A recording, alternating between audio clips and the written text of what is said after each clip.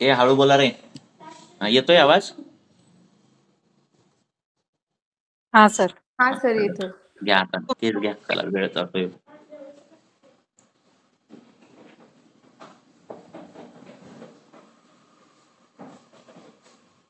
पंचवीस वर्षाचा medical student आहे BMS चा.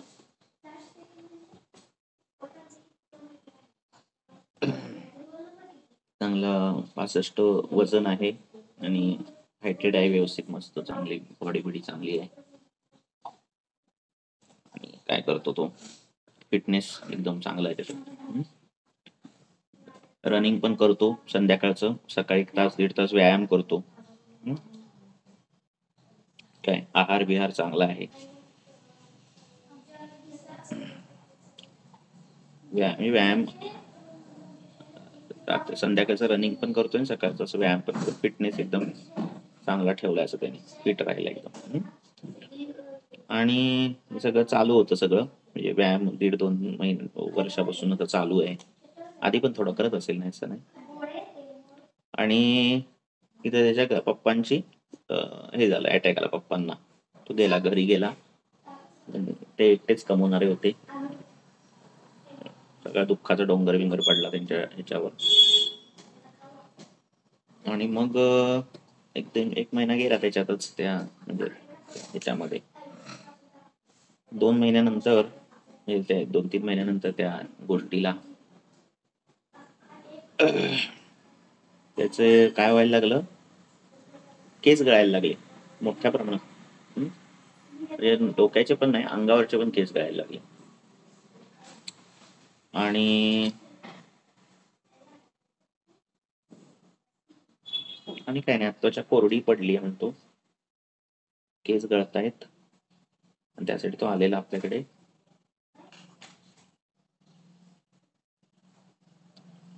एवढीच केस आहे.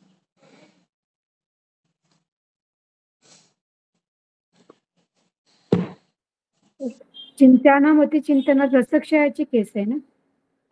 विचार करा आधी, ते नाव तिकडे कर फक्त. दे इथं, ठेवते पुस्तक, टाइमपास तुमचं होईपर्यंत 10 मिनिटं. विचार करा आधी, शांत, घाई करू नका. घाई करायचं नाही.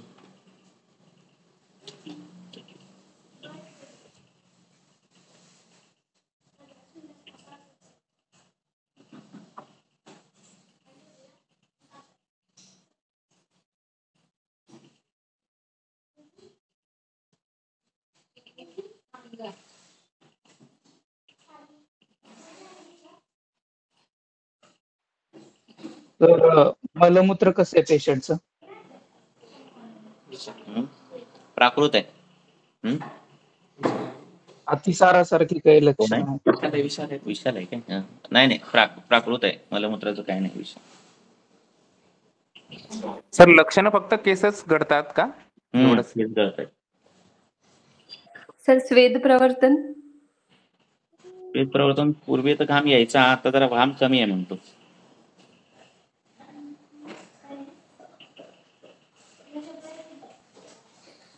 डोळे दुखतात, सांधे दुखतात, असं काय काय नाही, काय नाही.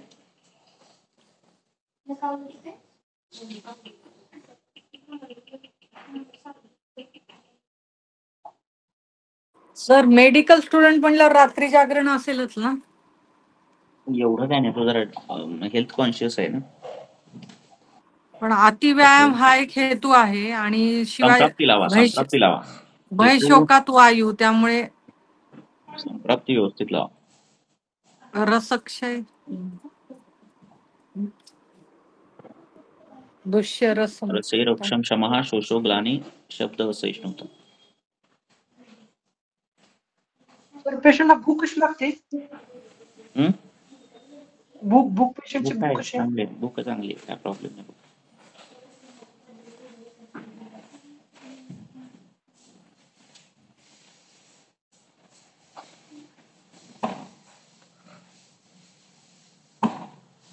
सर मला आहे ना, म्हणजे त्याचे हेतू जे ते व्यायाम, अतिव्यायाम आणि नंतर परत जे स्ट्रेस झाला आहे त्याच्यामुळे रसदृष्टी, परत अस्थिचा पण विचार करायला पाहिजे, मज्जाचा पण विचार करायला पाहिजे इथे. सिंह आणि वातप्रकोप.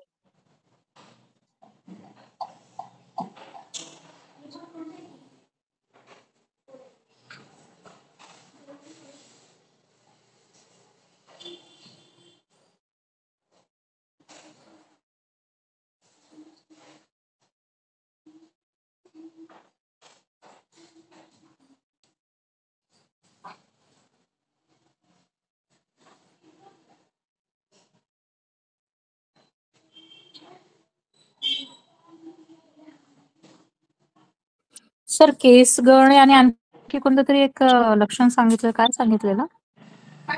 अंगावरची त्वचा कोरडी आहे. अंगावरची पण केस गळायला लागली. त्वचा हा कोरडी. ती सगळी त्वचा कोरडी आहे झाली आहे.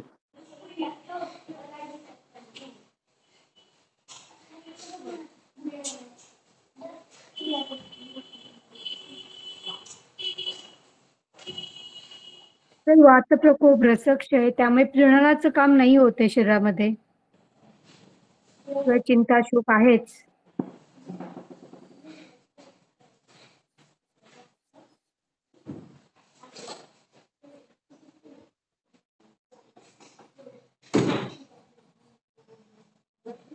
हे दारला काच सोड जाते. नित्य अस्थि आणि मज्जाधातूचा विचार व्हायला सर पाहिजे इथे.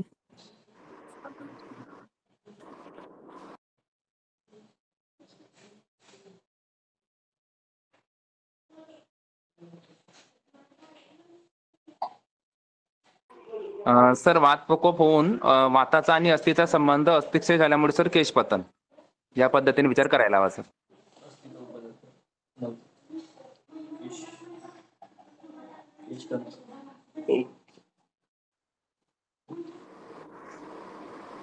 सोबत मनोह स्त्रोतसाचा पण विचार करायला हवा.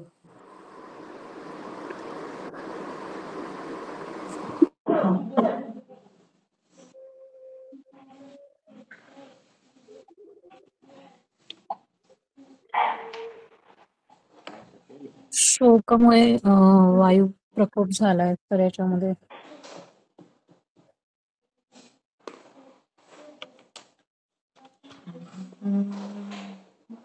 जाऊ दे. अजून विचार जेवढा करते लगेच मी उत्तर सांगितलं विचार करायला हे होते.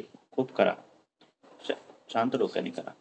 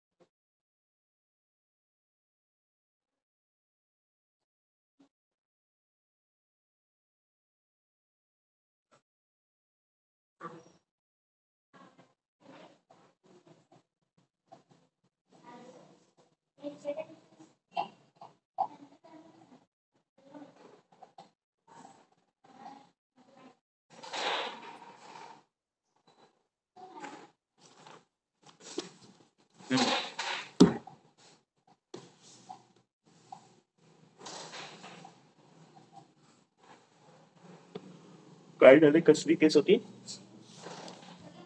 मेडिकलची ना. व्यायाम करतो सकाळी खूप 1.5 तास, संध्याकाळी रनिंग करतो.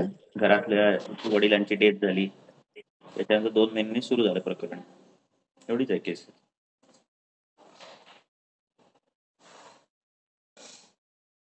त्वचा वृक्ष आहे बोललो ना, झाली आहे. आणि केस गळतायत ना. मी अंघोळ करताना पण त्याला असे येत असतील केस तुमच्याकडे नाही?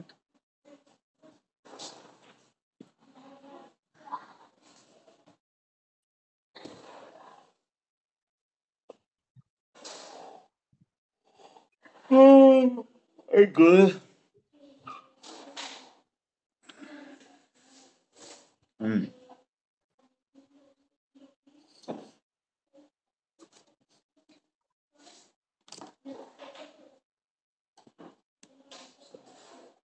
काय बोला.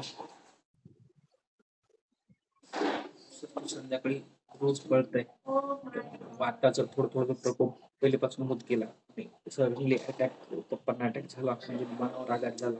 वाताच्या पृथ्वीस्थ कुरुते आणि काष्ट काष्ट कामितो कंपना शत्रुद्रात बोलणे देते प्रलापामध्ये येतात. काय रसे रक्षण समाज शोषकला आणि शब्द सहित तर अस्थिक क्षयामध्ये आलंय ना लक्षण केशपतन. अस्तित्वदम दंतकेश नकादिशु.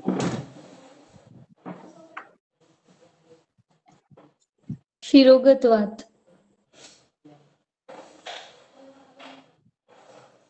श्लोक काय सर्वांगगत वातच येईल उलट तर सगळ्यात. सर्वांगत वातामध्ये पूर्ण अंगाला वेदना असतात तो असतो. त्वचागत वातामध्ये दारण असतं. मज्जा नेत्राबरोबर परसला सुलभ कुठला पाहिजे मज्जा दृष्टीमध्ये काय पाहिजे.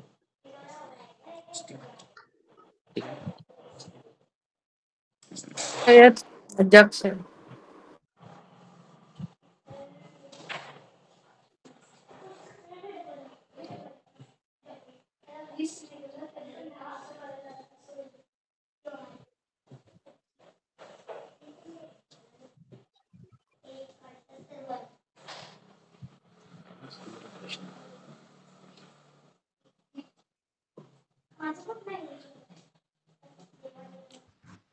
सर कंडू वगैरे आहे का?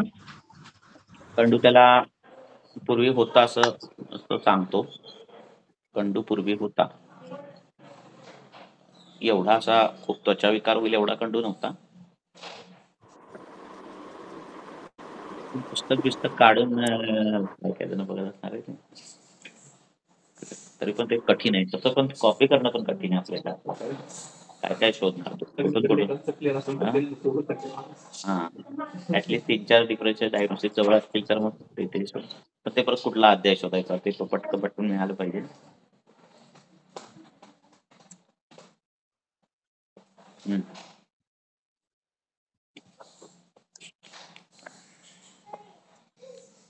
निदान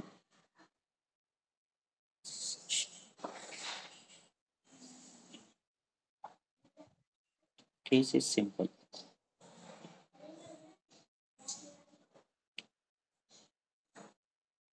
नीट विचार कर तू काय करत होता असं एकदम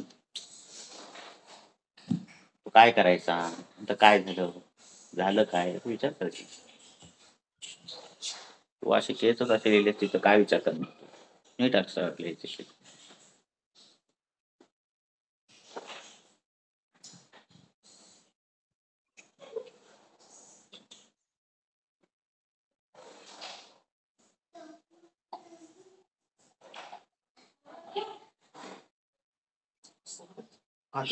क्षयातला तोच नाहीये त्याला. अतिशोक त्याच्यामुळे मज्जा. सर ओजक क्षयाचा पण विचार करावा का. ओजक क्षय दुर्लभ अभिष्णम व्याधी ध्यायते निर्य दुःशाय दुर्मणाक्ष ओदक क्षामक्ष नाही याच्यात काय तेच ग्रहण नाही. तुम्ही लक्षात बोला मी श्लोक बोलणार. ओजे विश्रांचा काय श्लोक आहे काय आमचा केसेसच नाही संबंधच नाही लांब लांबचा नाही. अजून काय अजून कुठला क्षय वाच प्रकोप नाही कुठं आहे. ओजक्षय होत नाहीये.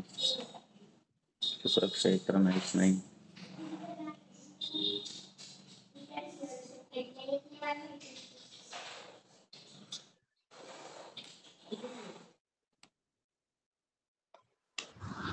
सर पालित्य आहे का? काय आहे पालित्य नाही.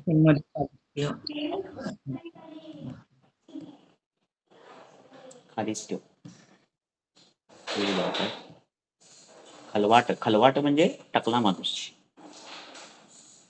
माहिती नाही शब्द, बाल्टनेस.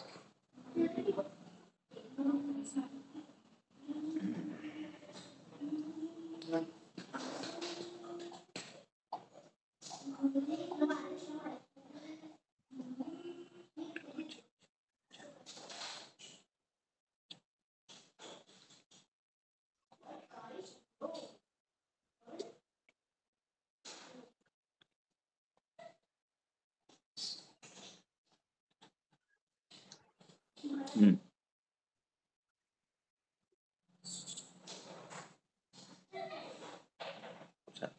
खूप वेळ झाला ना एकाच केसला, एवढा वेळ आपण नंतर युट्यूब काय कृमीचं वाटतंय म्हणजे सर. कुठले हेतू आहे पूर्वीचे? हे बघा, कंडू वगैरे. हा तो जो मुलगा आहे तो काय करतोय? नित्य व्यायाम करतोय. किती करतोय व्यायाम? रनिंग करतोय, 1.5 तास व्यायाम करतोय. अति व्यायाम आहे की नाही? आहे की नाही? अति व्यायामाने काय होणार आहे? वातवरती नाही काय होणार आहे? व्यायाम केलं काय होतं? तो आता व्यायाम केला तर काय होणार? आता तू उड्या मारल्या 10 तर काय होणार? घाम येणार ना, घाम येणार ना. किती घाम येणार? 1.5 तास व्यायाम केल्यावर किती घाम येणार? येणार ना. पुढे काय झालं? म्हणजे स्वेद जो आहे तो जास्त त्याने हे केला, बरोबर आहे की नाही? स्वेद प्रवर्तन व्हायचं काय झालं? जास्त झालं. मल जास्त झाला, एखाद्या याच्यातला मळ काढत राहत काय होणार?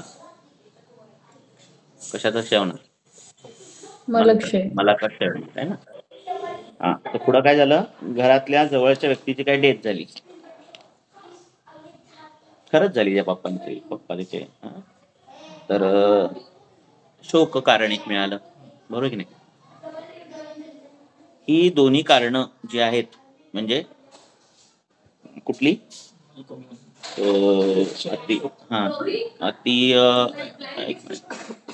अति व्यायाम आणि शोक ही स्वेद व श्रोतदृष्टीची कारण आहेत. हे माहिती नसली तरी अशी पण संप्राप्ती लागते, पण माहिती असलं तर उत्तम. हा, ऑलरेडी स्वेद जास्त होऊन स्वेदाचं प्रमाण काय झालं? कमी झालं ना. त्वचा कोरडी पडली आहे ना. स्वेदे रोमच्युती स्फुटनम त्वचा. कशाचा श्लोक आहे हा? स्वेदक्षयाचा. आणि स्वेद वृद्धीचा काय श्लोक आहे? तुमच्या पाठ पाहिजेत का माझ्या पाठ? स्वेदो अतिवृद्धी दुर्गंधम कंडू. तर स्वेद क्षयामध्ये काय म्हणून पाठ करायचे रे. श्लोक पाठ केले डोक्याला ताप नाही. एकदाच पाठ केले 10 वर्ष 15 वर्ष कधी पण विचार आहे की नाही. गाणं पाठ केलं जेवढे लक्षण सगळे ते पाठ करून टाकायचे. धातू क्षय वृद्धी हे ते बेसिक आहेत ते तर पाठ करायचे. तर स्वेद काय? क्षयाचं पेशंट आहे.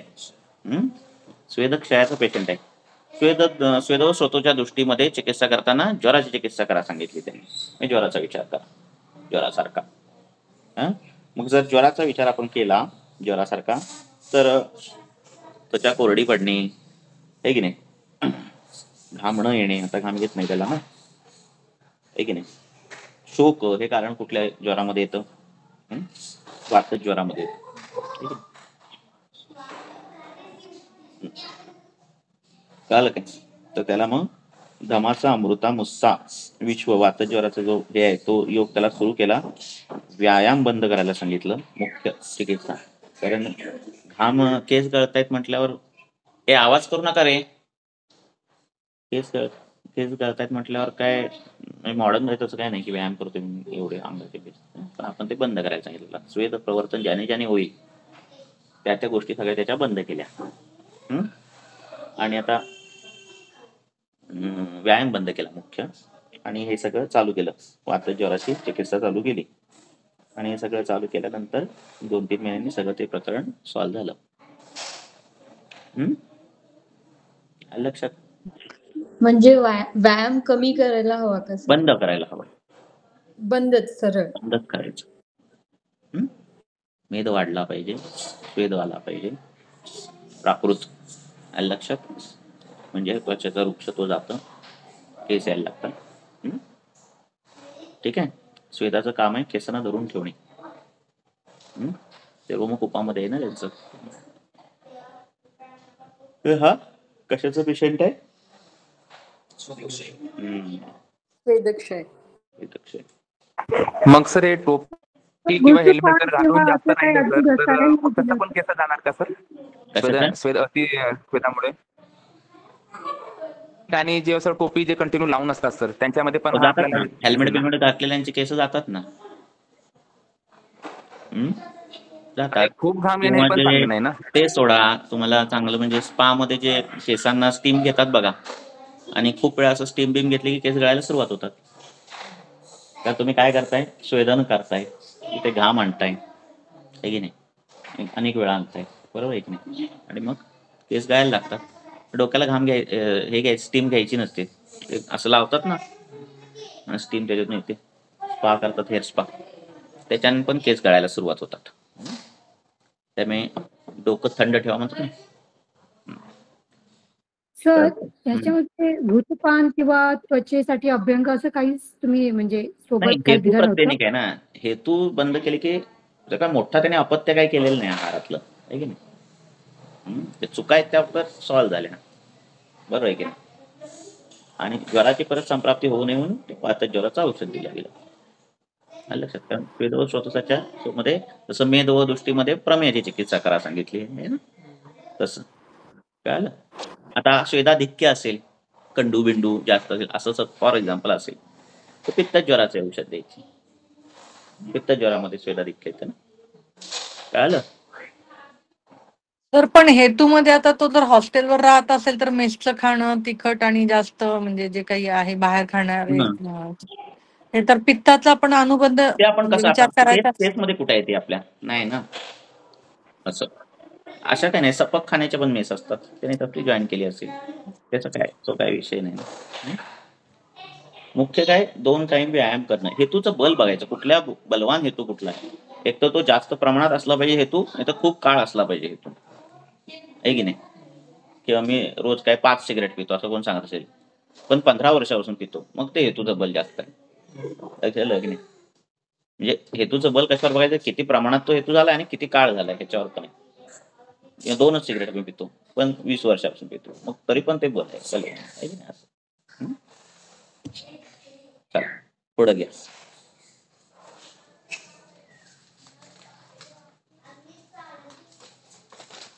काय घ्या आणि काय घ्या. हा विचार तर डोक्यात आलाच नाही सर स्वेदक्षयाचा.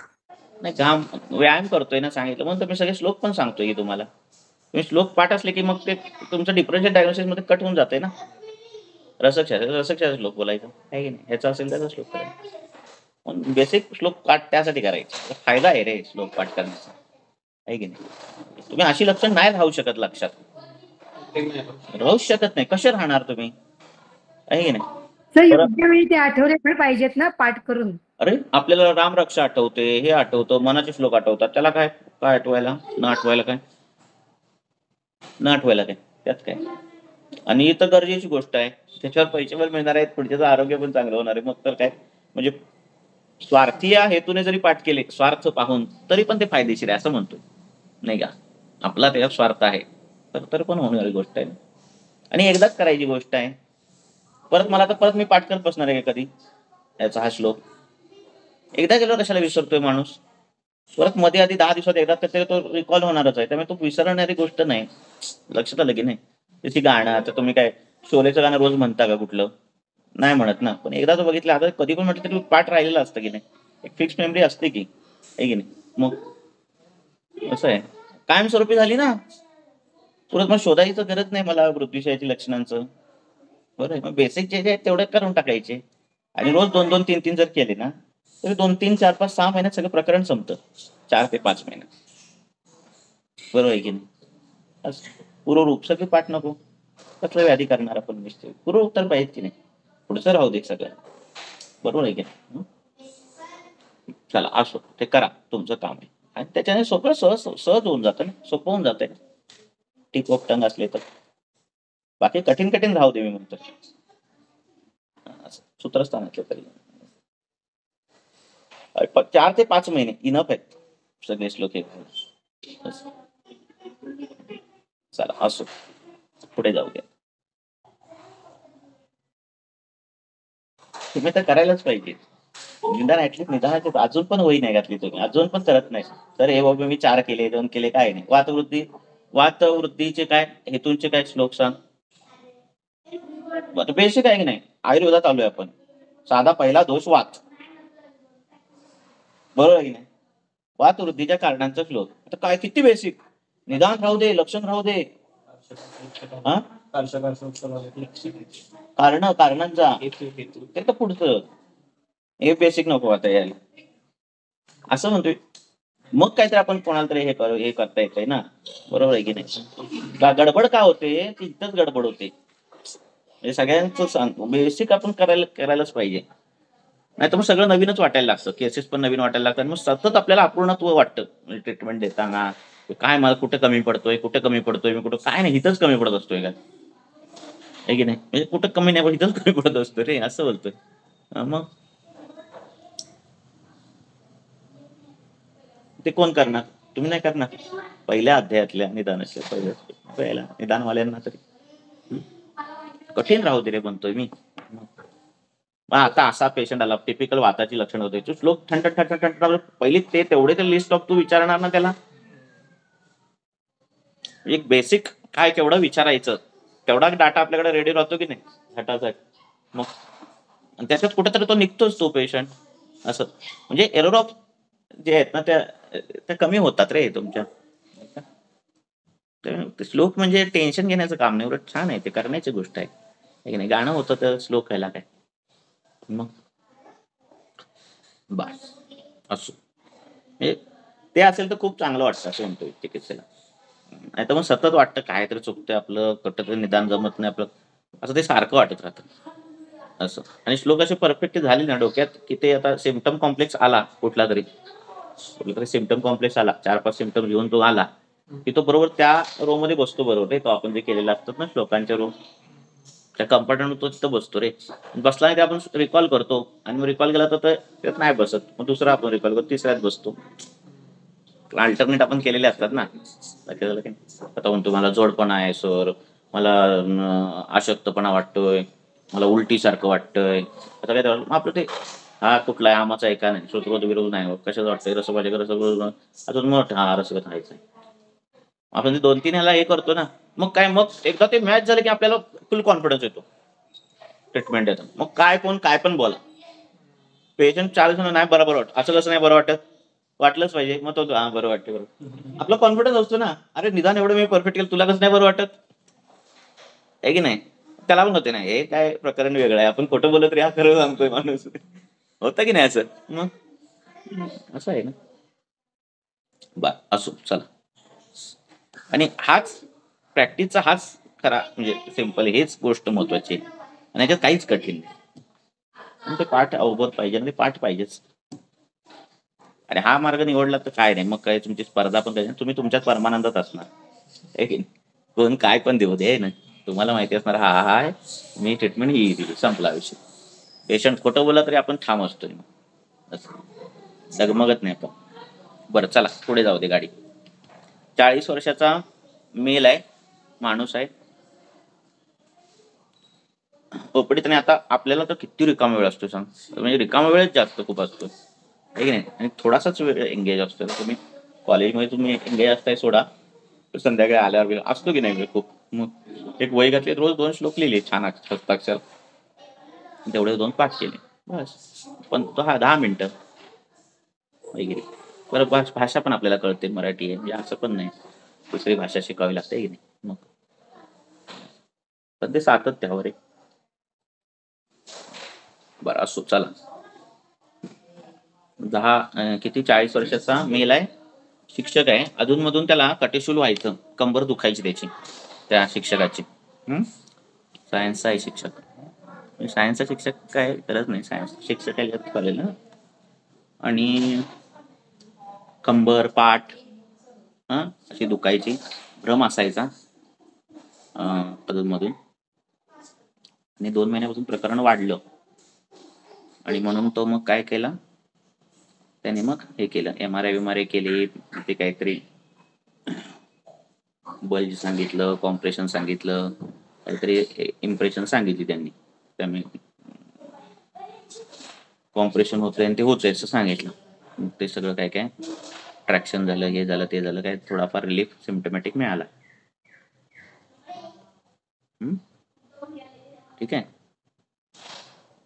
हेतूमध्ये तो व्यक्ती तिखट खाणं त्याचं आहे, म्हणजे बऱ्यापैकी तिखट खाणं आहे. मिरची पण खातो आणि पोहे बी त्याला आवडतात, म्हणजे पोहे मिरची असं काय काय खातो. वेगळं काय असं खूप अति आंबूपान मिळालं नाही, दिवा स्वाप काही मिळालं नाही, कमरेवर कधी पडलेला नाही, आणि म्हणजे एवढं बल्ज व्हायला किंवा हे व्हायला असं काय त्यांनी बिडलेला नाही. खुर्चीत पण व्यवस्थित बसतो, योगासन पण मधून करतो म्हणतो तो, म्हणजे तसं काय तो असं काही नाही. आणि झालं, एवढीच आहे केस. नाही वाहन प्रवास, शाळा जवळ आहे त्याची, म्हणजे आहे वाहन प्रवास पण 2-3 किलोमीटर तो वाहन प्रवास.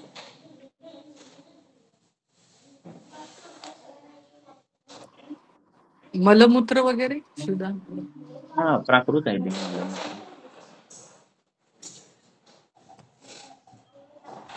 तिखट सेवनामुळे सुद्धा सर कटिशूल हा एक हे सांगितलेला आहे सर. तिखट आहार सेवन त्याच्यामुळे सुद्धा कटिशूल असणार आहे.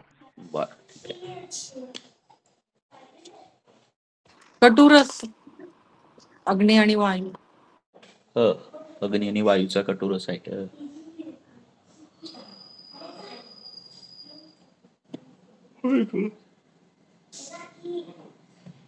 आम्लपित्त वगैरे नाही, आम्लपित्त नाही त्याला काय, तिखट त्याला हे झालंय, वस्तू झाल्यासारखं झालं, बोलला नाही तसं.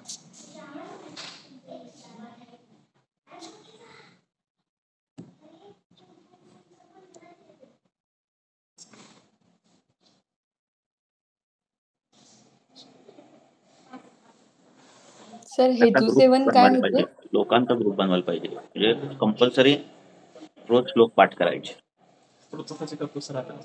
आणि ज्याने जो नाही करणार ग्रुप मधून लेफ्ट, नंतर मीच एकटा राहणार असं म्हणणार, हळूहळू लेफ्ट होऊन असा म्हणणार, करत बसत. कठीण आहे, सोपं आहे का? मज्जाक्षय म्हणजे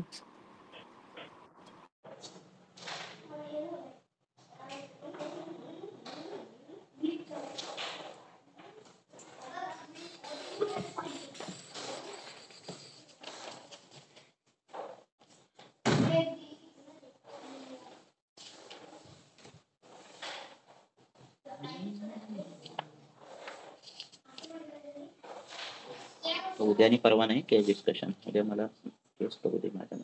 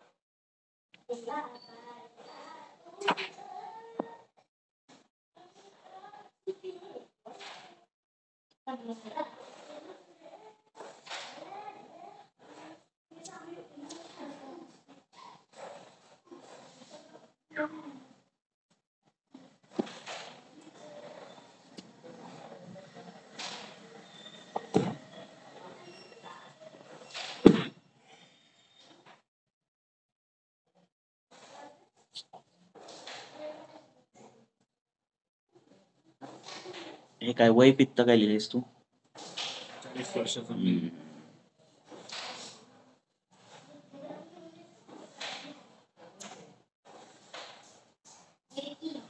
चांगली वय निघाल जरा, ही गेली तर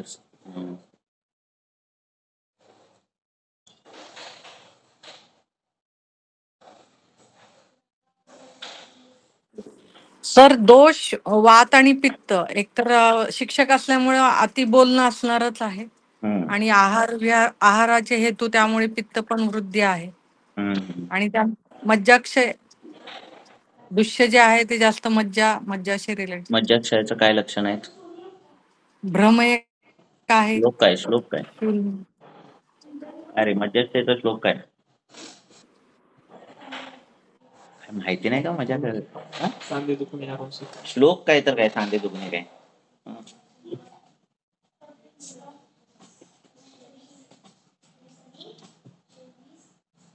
काही आठवू नको कारण केलेलाच नाही, तर आठवणार पण नाही, लांबून पण येणार नाही तो श्लोक जवळ तुझ्या. मग सांग बघू चल. हं. काय रे श्लोक तुला तर पाठ पाहिजे. तर आठवलेलं नेमकं त्यावेळेस रिकलेक्ट व्हावं म्हणून काय घ्यावं सर? असना मज्जा आणि सौशिर्यम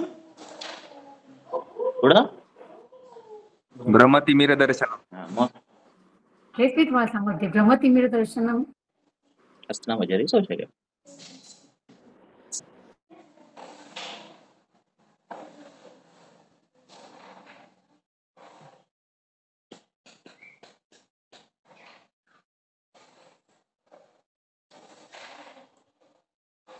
कॉलेजला बायोमेट्री श्लोक पाठ करूनच ते एंट्री पाहिजे आहे की नाही? बायोमेट्रीला श्लोक बोलायचा, व्हॉइस हे होणार आणि मग एंट्री.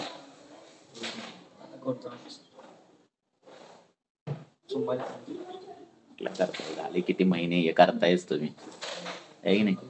खूप महिने झाले करताय. तुझं काय, तू काय जाणारच आहेस ते, तुझं काय तुम्हीच करा म्हणणार, कोण करताय ना तुम्ही.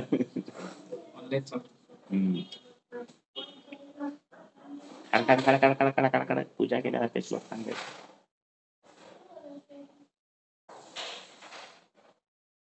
काय केस काय?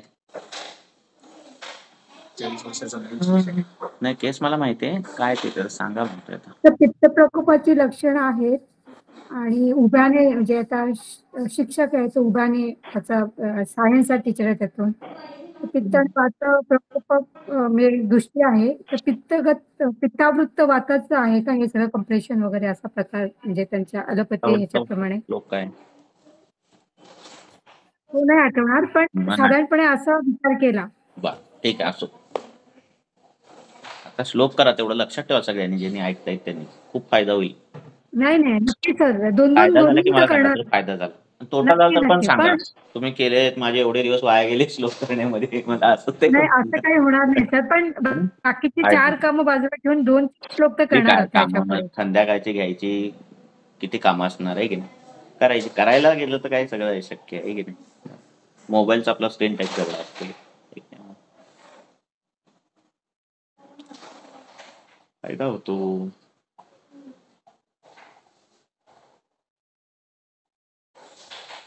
आणि पाठांतर केलं ना की मेंदू पण तेज होतो. नुसता पाठांतराचा तो पण फायदा नाही. जसं मसल्स तुम्ही व्यायाम केल्यावर मसल कसे काय होतात, स्ट्रॉंग होतात, ते जाडे होतात, मोठे होतात आहे की नाही, मस्क्युलर होतात.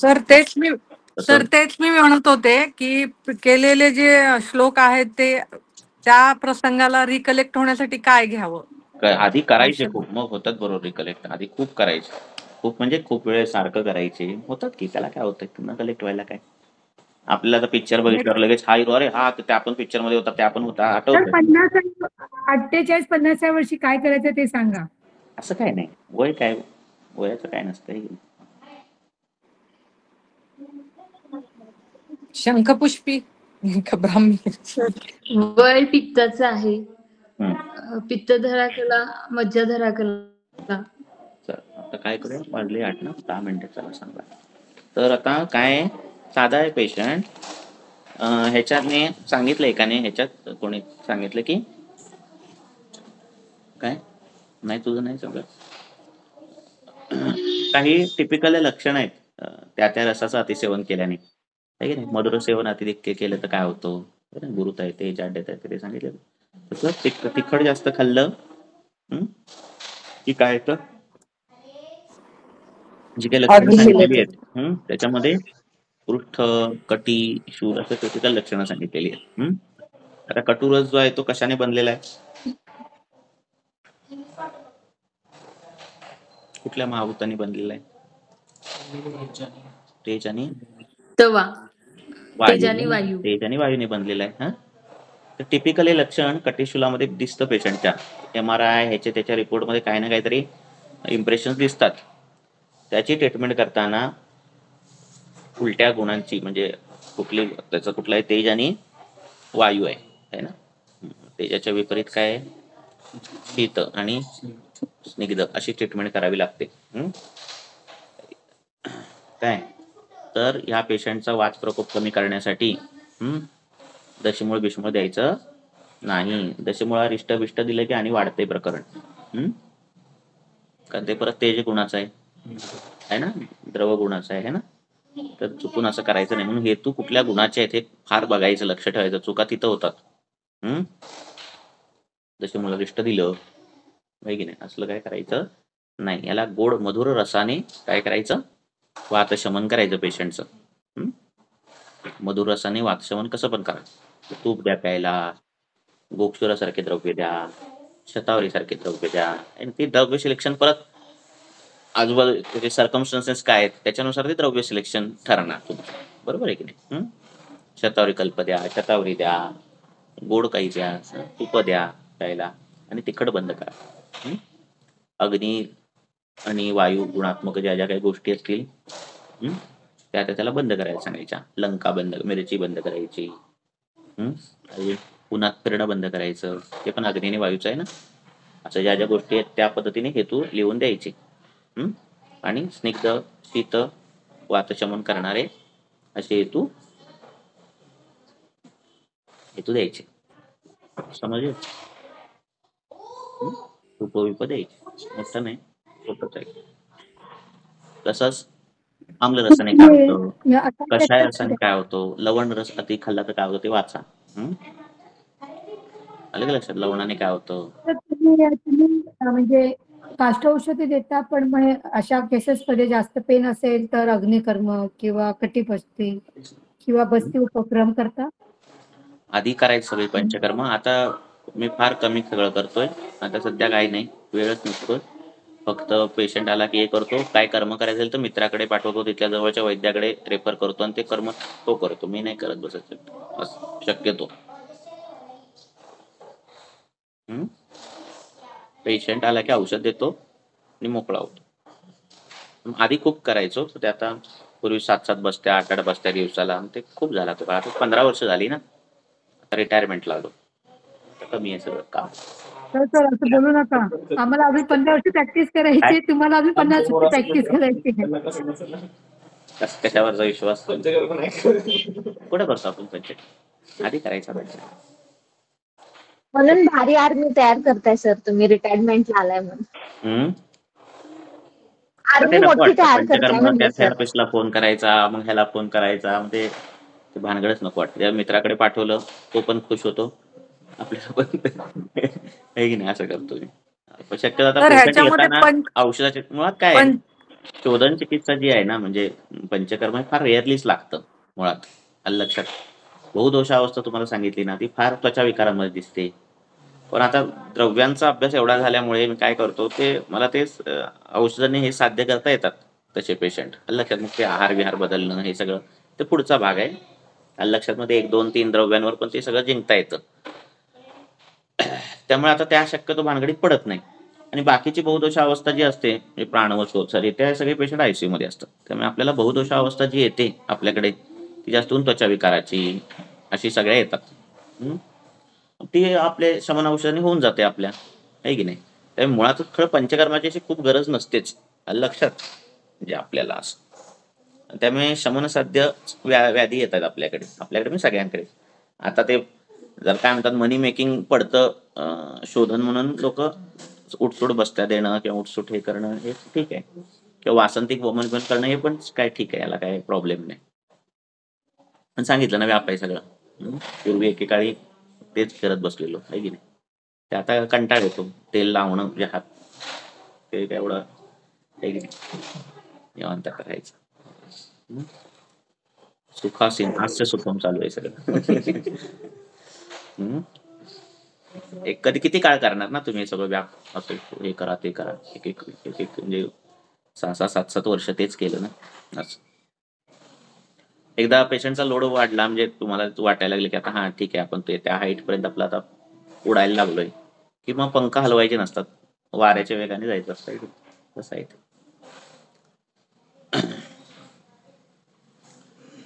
बर मग काय झालं? पण ह्या पेशंट मध्ये सर पंचतिक्त क्षीरबस्ती देता येईल ना? हा देता येईल ना, देता येते की. पण सांगितलं अस्थिक्षय असेल तर द्यायची पंचतिक्त क्षीरबस्ती.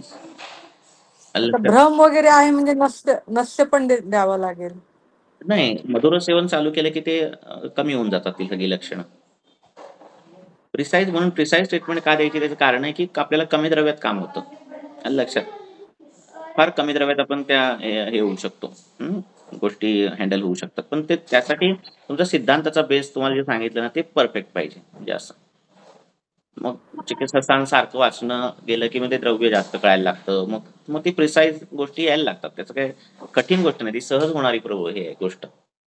असं सर गतिमंद मतिमंद जर रुग्ण असतील तर त्यांना पण तुम्ही चिकित्सा देता का? म्हणजे जी तुमची चिकित्सा पद्धती आहे त्यानुसार?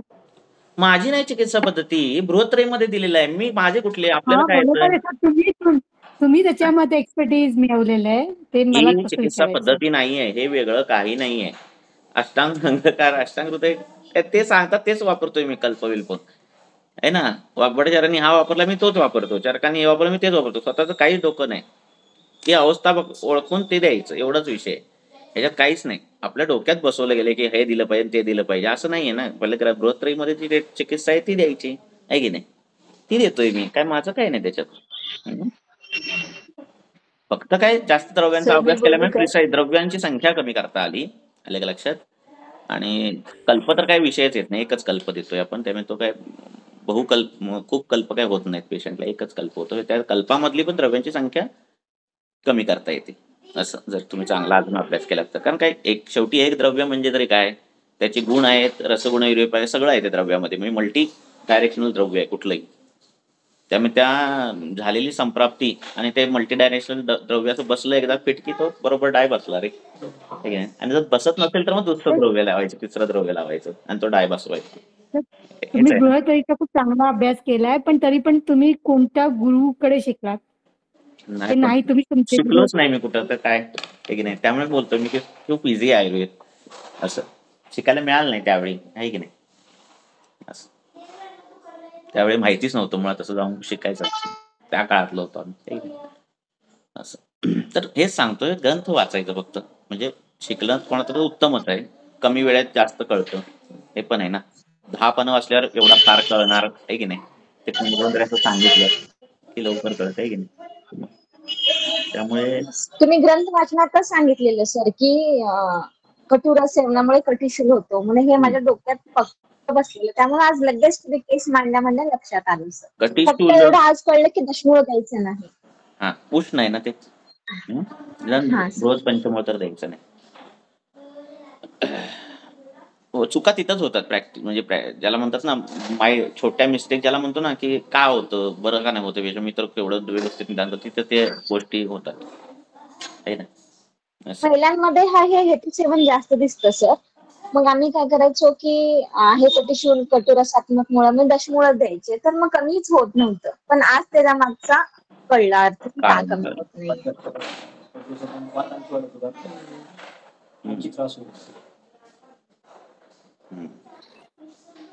असं काय कठीण काय नाही. तुमचं एक अजून वैशिष्ट्य सर तुमचं एक अजून एक वैशिष्ट्य मला हे जाणवतं की हेतू रुग्णाला हेतू सांगून ते त्याच्यापासून परावृत्त करणं हे खूप मोठं मला तर हे कौशल्य वाटतं. कारण आम्ही सुद्धा काउन्सिलिंग करतो. तुम्ही त्यासाठी काही अजून अध्यात्माचा अभ्यास करता, काय करता म्हणजे काही असं खूपच प्रभाव? तुम्हाला जेवढा विशेष वाटतो ना त्याच्यापेक्षा कितीतरी पटीने साधा आहे की नाही. काहीच नाही असलं काय. नाही म्हणजे मी स्वअनुभवातून सांगते. म्हणजे घरी सुद्धा जर मेडिकल असं रेमेडी नाही, काही ऑरा नाही, काय नाही. मी पण 10 वेळा चुकतो. असं काय तर त्याच्या सक्सेसफुल केस आहेत त्याच सांगणार ना मी तुम्हाला. सांगतात चुकीच्या केसेस कशाला सांगणार आहे की नाही. नाही ते चुकीच्या पण ढिगभर केल्या आहेत म्हणून ते यश मिळाले रे. हे ना बस त्या करताना 100 वेळा चुकलोय. नाही नाही, आता द्या. पेशंट, आता आपल्याला कळतंय सर की हेतू हे मिळतायत आणि पेशंटला हे सांगितलं जातं, पण ते पाळायला पण पाहिजे ना त्यांनी. आता आजकालच्या जीवनामध्ये लोक पाळतात की म्हणतात त्याला की काय होतं. अरे नाही, मी माझा अनुभव एक सांगते की असं सांगतात की अरे फ्रायडे मी नाईट में काय नहीं म्हणतो, माझं काय म्हणणं आहे का, ते त्यांच्याकडची जी बाजू आहे त्यांचा पक्ष तो बघेल. आपला पक्ष काय आहे की आपला पक्ष आहे पाठांतर करणं, आपला पक्ष आहे प्रिसाईज निदान करणं, आपला पक्ष आहे प्रिसाईज द्रव्य. हे आपला पक्ष आपला क्लिअर करायचा. त्यांचा तिकडे ते काय करायचं ते करू दे, बरोबर आहे की नाही. आपला पक्ष क्लिअर झाला ना तर एक तरी असा तरी येईल ना पेशंट की तो ऐकेल तुमचं आणि तो बरा होईल, असं काहीतरी होईल ना, तो मल्टिप्लिकेशन करेल. आपल्या बाजूकडून जे आहे ते क्लिअर करा ना, नाही नाही म्हणजे असं म्हणतोय मी. नाही नाही, ते पेशंट ठीक होणं हे तर आहे, होतही आहे, पण कारण काय हेतू होतं, सोडायला म्हणजे हे तयार नाही, सुरुवातीला हेतू प्रॅक्टिसला मला सोडायला पण तयार. आले, पण ज्यावेळी रिझल्ट मिळत गेले ना, अरे एकच औषध का, अरे असंच का, हे ते सगळं आश्चर्यकारक होतं ना विषय, आहे की नाही. रिझल्ट मिळाल्यावर जो कॉन्फिडन्स येतो ना, मग दुसऱ्या पेशंटला सर सांगतात ते ऐकायचं, असं म्हणजे असं होतं ते. लक्षात आलं की नाही. मग नंतर आपलंच ऐकतात लोक, असं होतं ते. एका स्टेजला त्याचं बोलणं काही विषयच नसतो, आपण जे बोलू ते, आपण जो रेट लावतो सगळं आपलंच बाजू होते, असं होतं नाही.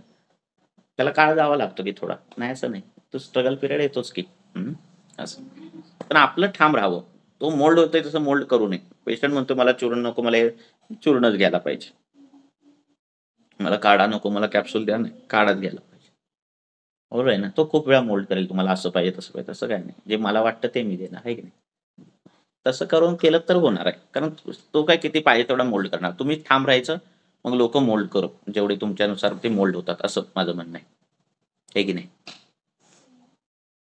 फोकस आपल्यावरच ठेवायचा. आपणच किती करायचं पाठांतर, किती हे करायचं ते. आता एकदा बाबा तुमच्याकडे एका पेशंट आला, फॉर एक्झाम्पल कुठला तरी आला, आणि त्यावेळी तुम्ही ट्रीटमेंट देईल, तुम्हाला वाटलं की एवढी काय जमली नाही आपल्या ट्रीटमेंट, आपण दिली खरी.